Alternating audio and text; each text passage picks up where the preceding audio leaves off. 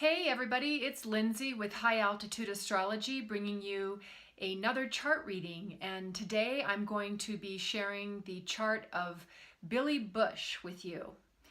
And if you want to follow along, I'm looking at his solar chart because I don't have a birth time. He was born on Wednesday, October 13th, 1971 in New York, New York.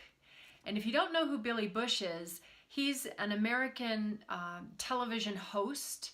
He has had a long career on shows like Access Hollywood, and he had at the time a job at NBC. And then in October of this year, a tape was revealed of him speaking with Donald Trump in a bit of a, well, in a crude way. It was mostly Donald Trump speaking that way, but Billy Bush was kind of laughing along with him. And it was the tape that some people are saying is evidence that Donald Trump is somebody who sexually harasses women.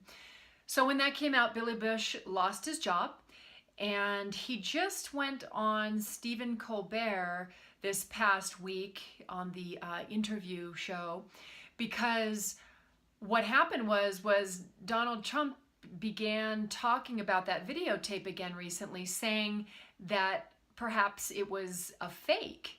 And so this was Billy Bush's opportunity to, in some ways, some people are criticizing him, saying that he's taking advantage of the situation because he's looking for work, and by coming out onto the and being interviewed, he's putting himself out there again, sort of fishing. But he's basically saying that he wants to set the record straight. The tape is real. The tape, the incident happened.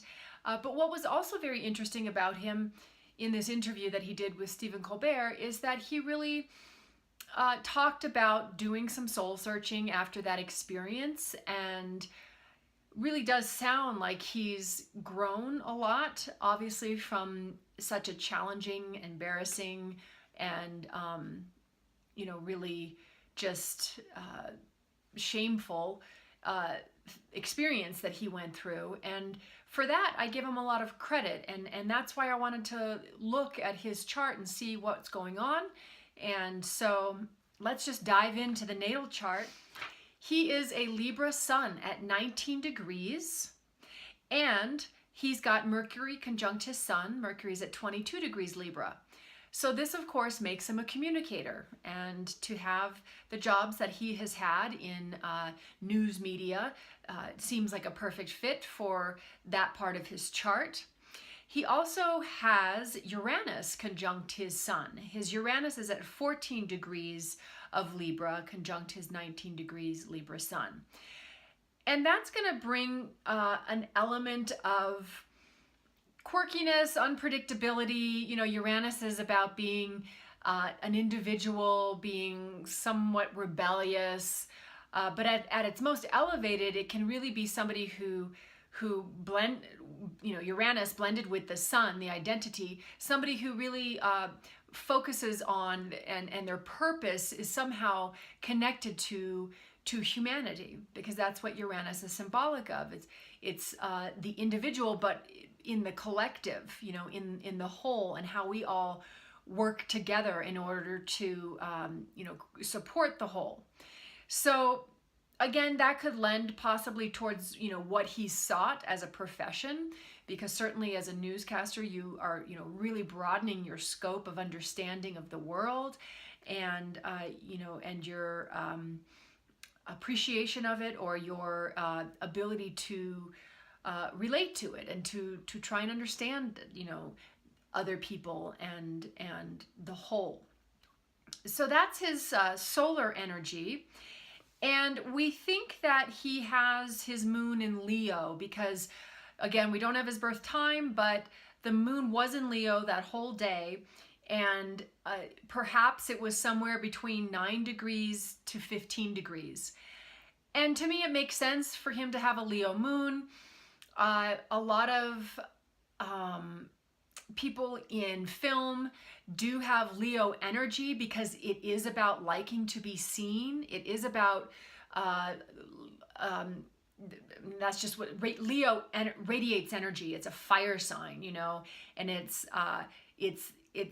likes to get acknowledgement. You know, it's the king of the jungle, you know, in the zodiac. So that's his moon sign for sure, is Leo.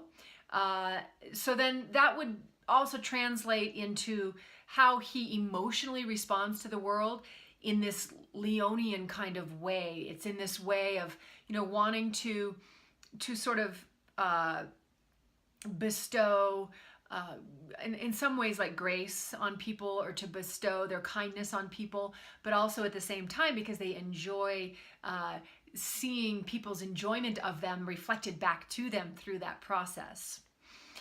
Let's see, his Mercury, which we said was at 22 degrees Libra, trines Mars at 18 degrees Aquarius. So this is another sort of Aquarian connection in his chart, because we know his sun is conjunct Uranus. Uranus rules Aquarius, but also his Mercury, his thinking energy in Libra, creating harmony and balance, is trining Mars, our action, our drive, in the sign of Aquarius, which is ruled by Uranus. So there's another link there to this energy of the way that he thinks is in this broader kind of way that incorporates more of humanity into his thought process through that Mars taking action and asserting the self in this Aquarian kind of way. It's like everybody, you know, to assert yourself in an Aquarian kind of way, it's kind of like you want a lot of freedom, you know, and you want a lot of, you want your individuality. You don't want to be held back. You don't want to be tied down. You know, that's very important to people with Mars and Aquarius. But you're also asserting yourself in a way that really strives to understand everybody. You know, you want to acknowledge that everybody is an individual in this collective. So that would just make maybe really somebody who does kind of think Mercury in Libra, trine Mars in Aquarius, quite fairly about things, and can sort of take action that incorporates the larger group in its thought process. Also, the Mars is sextile to his Chiron. Now, I want to take one step back because I didn't mention that his Sun, conjunct Uranus in Libra, is opposite his Chiron at 11 degrees Aries. So Sun at 19, Uranus at 14, and then Chiron at 11 degrees Aries. Now, Chiron opposite Uranus is a generational energy because Uranus moves so slowly and Chiron moves so slowly. But to have it opposite the Sun as well brings in a more personal energy and to the Chiron expression. So Chiron is our wound, and Chiron in Aries has to do with wound around self-assertion. Now, to have his Mars, which rules Aries, sextiling his Chiron, that helps him deal with that wound. That gives him a little more spark, a little more energy to face that wound and to be more courageous. But often that Chiron in Aries, it takes us time to really learn to value ourselves, to really learn about our self-worth, or to learn to assert ourselves, you know, without sacrificing ourselves. Because Aries is like me, you know, it's me first. It's the springtime of the zodiac. So to have your wound around that energy, it's like sometimes you just don't feel, you know, that you don't feel your connection to yourself. You don't feel your connection to your drive. You don't feel your connection to your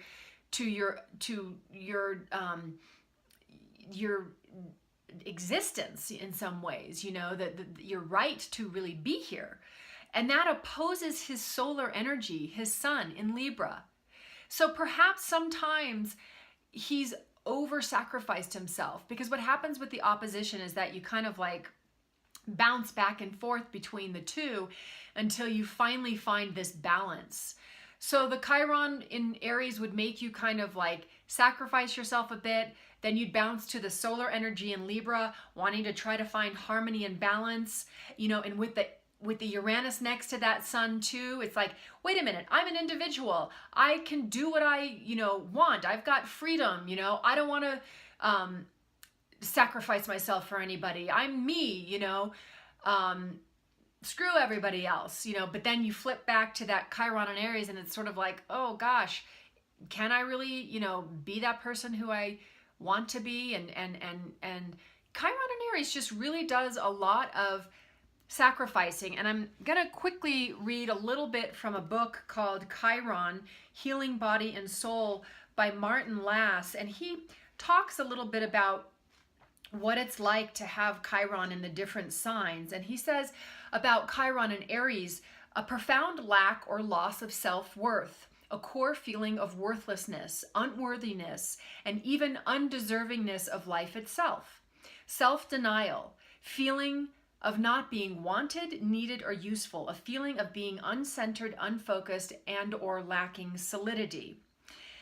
And he talks about how the healing path is the people we try to please, whom we sacrifice ourselves to help, rescue, or live vicariously through, will ever mirror our true worth or even encourage us to discover, acknowledge, embrace, and ultimately love ourselves and our unique gifts. Simultaneously, the part of us that will never be put down, the spirit, will ultimately fight back against our self-deprecation and against its reflection in the outside world, against others putting us down. When enough is enough, we will stand up and affirm our true worth. We are not designed to be doormats. So again, that Chiron and Aries opposite Uranus is a generational energy, but when the sun is involved, it makes it more personal in somebody's chart. So this is just probably something that he's worked with throughout his life. He's got his Jupiter trining that Chiron, which is a nice thing to really help kind of bring some perspective, some personal perspective or philosophies in to help him integrate the healing of that wound that we were discussing. He's got Jupiter conjunct Neptune in his chart. And interestingly, this is also what Matt Lauer had. Jupiter in Billy's chart is at 5 degrees Sagittarius and Neptune is at 1 degree Sagittarius. So to have Jupiter, the planet of expansion and philosophies, conjunct Neptune, which is the planet of compassion and empathy, but also the planet of transcendence, and sometimes we can transcend, especially in the sign of Sag, which is like, woohoo, let's explore everything. I can imagine that perhaps this energy, even though it's indicative of somebody who can be very spiritual, this could also be somebody who kind of overindulges in that escapist energy, perhaps through drugs or alcohol or, whatever it is. And then another thought I had about it, and I'm not saying that that's the case here, I'm just saying it can, because Neptune is about transcending the ego. And one of the faster ways to transcend is through things like drugs and alcohol. And with Jupiter there, Jupiter just makes everything bigger, and Sag just wants to, experience everything, So that might be a tendency, I don't know. But the other thing I was thinking about Jupiter conjunct Neptune, especially because it was in Matt Lauer's chart, and now I see it in Billy Bush's chart, is that it could also be somebody who is able to relate to the public in kind of this sort of glamorous way, because Neptune is about glamour. A lot of times with Neptune in our charts, it's an energy that can be projected onto us. People can kind of think we're certain ways when we have strong Neptunes, and Jupiter is one of the transpersonal planets. So it's not totally personal, but it's not totally like an outer planet that is more generational. It's kind of in between the two. And so it still deals with us moving out into the world. We've got philosophies, we've got perspectives, but we're learning about sharing them with others and learning about others' perspectives and others' philosophies. So I can just see this Jupiter-Neptune conjunction, especially in Sag, kind of giving him some of that stimulating energy that would help him in the work that he was doing. It could help him not glamorized, but just kind of be seen as maybe somebody who has a perspective that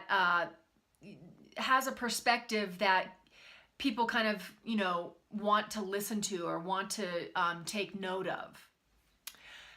So another thing to mention is that Jupiter-Neptune conjunction in Sag opposes his Saturn at 6 degrees Gemini.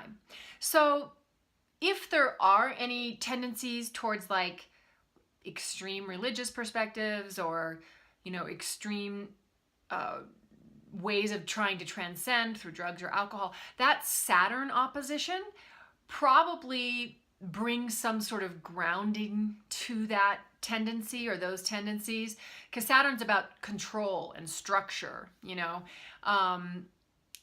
Also, it could indicate that, he could have been like this, like really, bubbly kid and, with lots of fantasies and lots of, interesting perspectives, but perhaps because of the opposition from Saturn was either, put down or just kind of like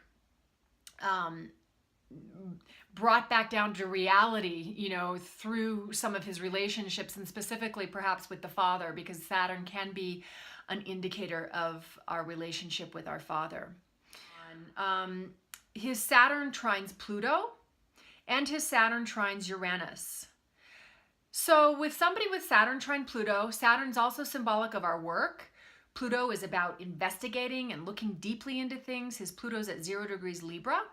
That can just lend towards somebody who's, good at really working hard and working, to really get to the bottom of things.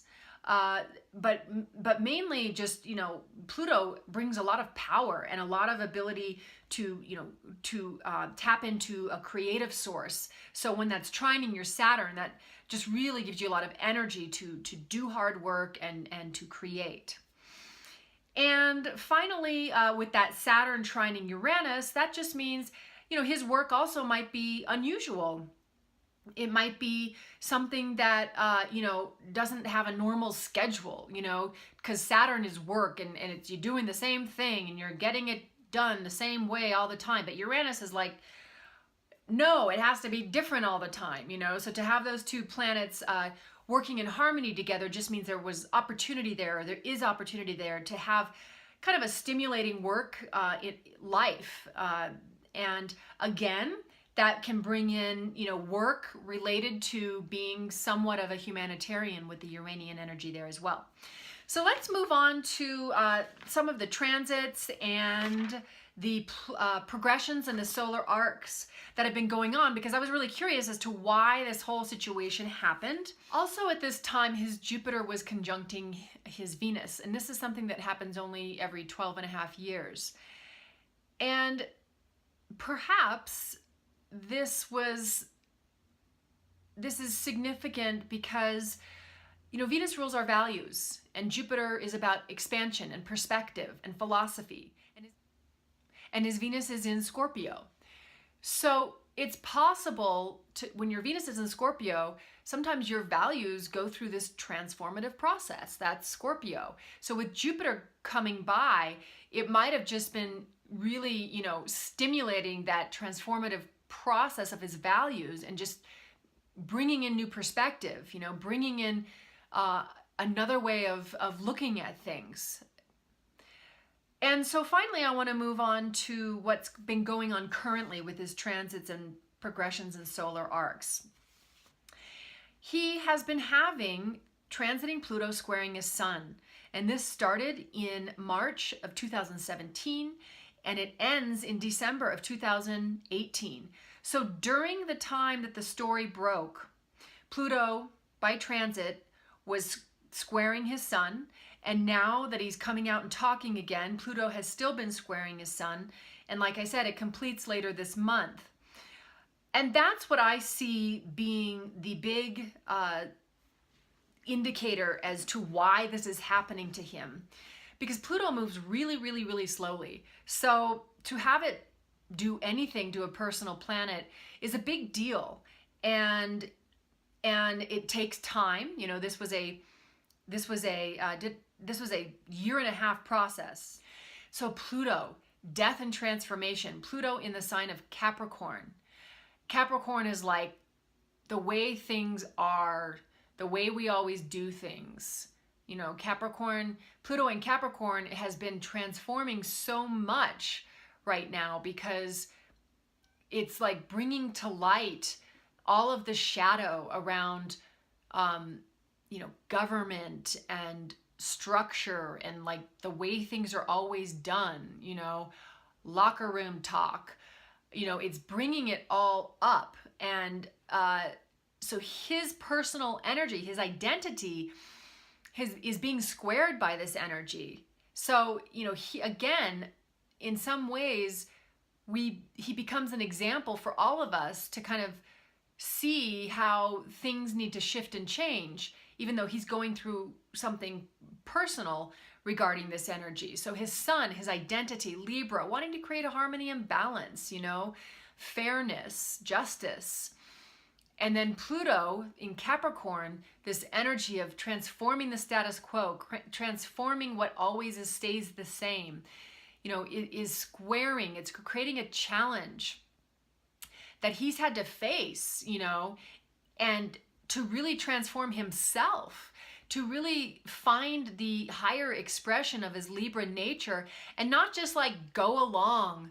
You know, it was like he was going along with Trump in that video, you know, to kind of just pacify him, you know.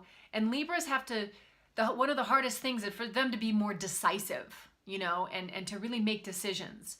So this energy, I'm sure, has been just changing him immensely and causing him to really do some soul searching and causing him to, you know, kind of come out the other side, you know, as the phoenix rises, you know, sort of a new person, but still a Libra, but just with a better expression of himself, a stronger expression of himself, a more clear expression of himself, a more balanced expression of himself.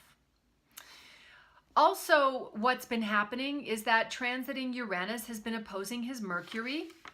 And again, his Mercury is at 22 degrees Libra. So Uranus is this energy of the unexpected. Uranus in Aries, opposite that Mercury in Libra. You know, and this might be just helping him right now to want to really share and to, because Uranus has to do with knowledge, it has to do with insight and understanding. So, and so does Mercury, which is the planet of communication, and his Mercury again is in Libra. But Uranus might be bringing like new insight, new ways of thinking that he's able to, you know, incorporate into his life at this time. And it certainly seems that way with the way that he's, you know, talking about and reflecting on this experience of that he went through. So he's been also going through progressed Sun conjuncting his Jupiter. This is a significant progression where his identity is connecting with his grand or bigger perspective in life. So this has probably been helpful for him to really get a larger understanding of this issue and to be able to grow and to expand at this time. And also he's had solar arc Uranus move into Sagittarius. So Uranus again is this energy of not only the humanitarian, but of our insight. It's like our knowing, and this part of him that, you know, he was born with it in Libra is now moving into Sag. So it's about bringing in new perspectives. Sag is the broader perspective of things, the grander perspective. So that solar arc is probably, Uranus into Sag is probably just helping him usher in another way of, you know, looking at life, looking at these kinds of issues that incorporates the larger understanding of needing to think of everyone, to think of humanity around this kind of thing. So that has been my reading for Billy Bush's chart. If you like my reading, please subscribe to my channel. Also, you can reach me for readings. I do readings as well at lindsayc73@gmail.com. And thank you so much. See you next time. Adios.